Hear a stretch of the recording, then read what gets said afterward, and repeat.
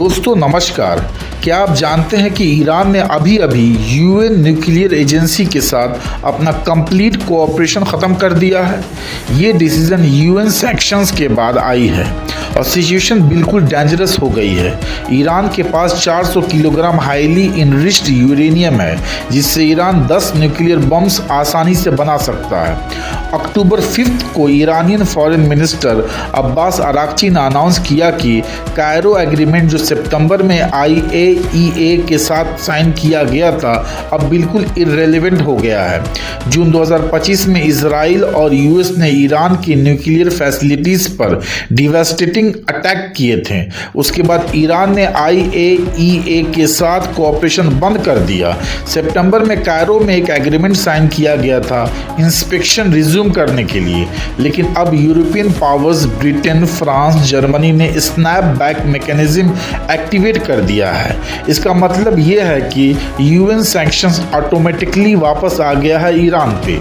Araghchi का clear message है, European countries ने सोचा था कि उनके पास लेवरेज है स्नैप बैक थ्रेट का, उन्होंने ये लेवरेज यूज़ कर दिया है और अब इसका कोई असर नहीं होने वाला है। सबसे अहम बात यह है कि ईरान के पास करेंटली 408 किलोग्राम यूरेनियम है, जो 60% तक प्योरिटी तक इनरिच्ड है। न्यूक्लियर वेपन्स के लिए 90% प्योरिटी चाहिए होती है और 60 से 90% तक इनरिचमेंट यूरेनियम हफ्तों में हो सकता है। मतलब ईरान 1 वीक में इनफ यूरेनियम बना सकता है एक न्यूक्लियर बम बनाने के लिए। और शॉकिंग न्यूज़ ये है कि जून अटैक्स के बाद 400 केजी यूरेनियम मिसिंग है। यूएस और इसराइल इंटेलिजेंस सस्पेक्ट कर रहे हैं कि ईरान ने ये stock pile secret underground facilities में मूव कर दिया है अटैक्स के पहले। IAEA के डायरेक्टर जनरल रफाल ग्रोसी ने कंफर्म किया है कि ईरान अभी न्यूक्लियर वेपन्स नहीं बना रहा है, लेकिन उन्होंने ये भी कहा कि Iran with in months uranium enrichment restart कर सकता है। ग्रोसी का कहना है ईरान के पास इंडस्ट्रियल और टेक्नोलॉजिकल कैपेबिलिटीज़ है, अगर वो चाहे तो ये प्रोसेस फिर से स्टार्ट कर सकता है। करंट सिचुएशन में ईरान ने साफ कह दिया है कि यूरोपियन कंट्रीज़ का रोल फ्यूचर न्यूक्लियर टॉक्स में सिग्निफिकेंटली रिड्यूस्ड हो गया है। अराक्ची ने कहा कि डिप्लोमेसी का रास्ता अभी भी अवेलेबल है, लेकिन कंडीशंस बिल्कुल चेंज हो गई है।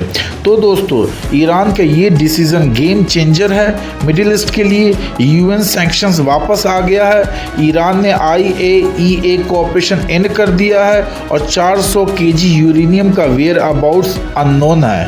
रफाल ग्रोसी ने वार्न किया है कि military strikes can not completely destroy nuclear program, सिर्फ डिप्लोमेटिक सॉल्यूशन परमानेंट है।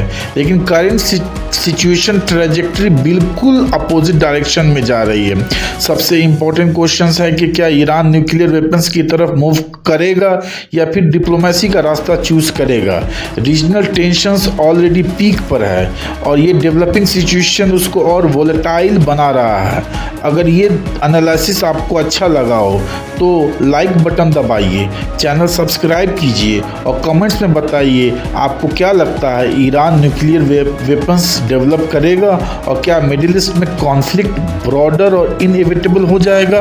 धन्यवाद दोस्तों।